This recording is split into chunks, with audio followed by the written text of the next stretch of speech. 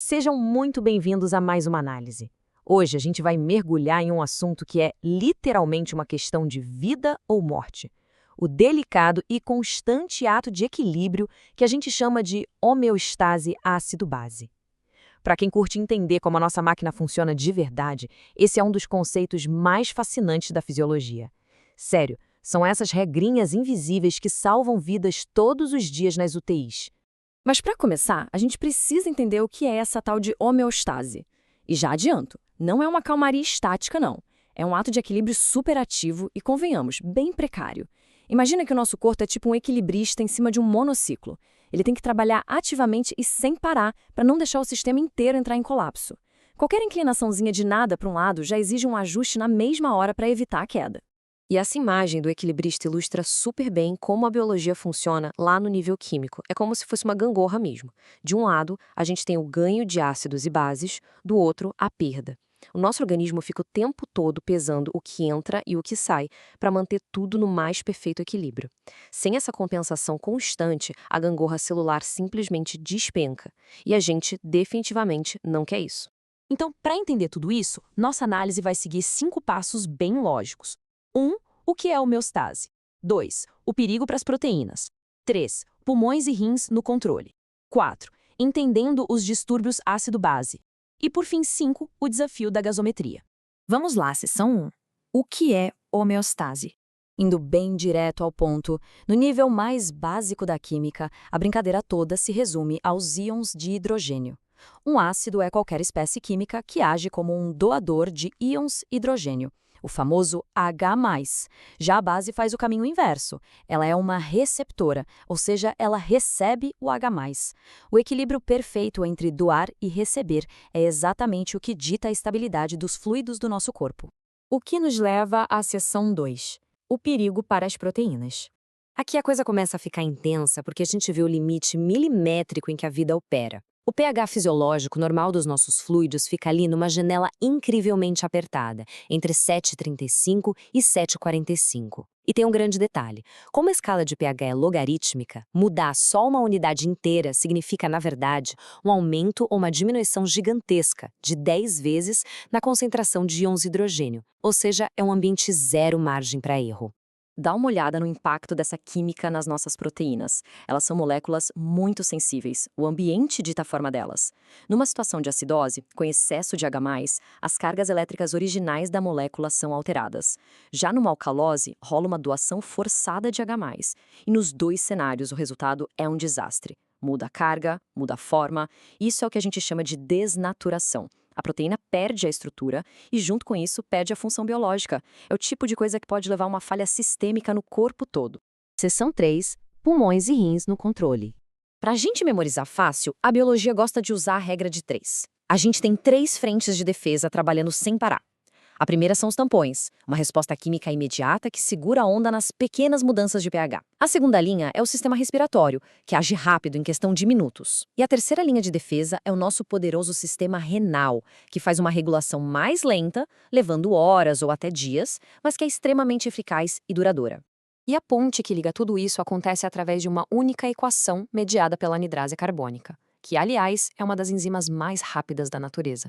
Ela age como uma verdadeira ponte química ligando os gases lá da respiração, o dióxido de carbono e a água, com o sistema metabólico, formando o ácido carbônico, que depois se divide em bicarbonato e hidrogênio. É por essa via de mão dupla que pulmões e rins conseguem meio que conversar quimicamente. Então, na prática, a coisa funciona assim.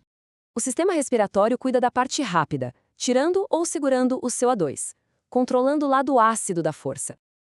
Enquanto isso, o sistema renal toma conta do metabolismo a longo prazo, controlando quanto de bicarbonato a gente excreta ou reabsorve, regulando o lado básico.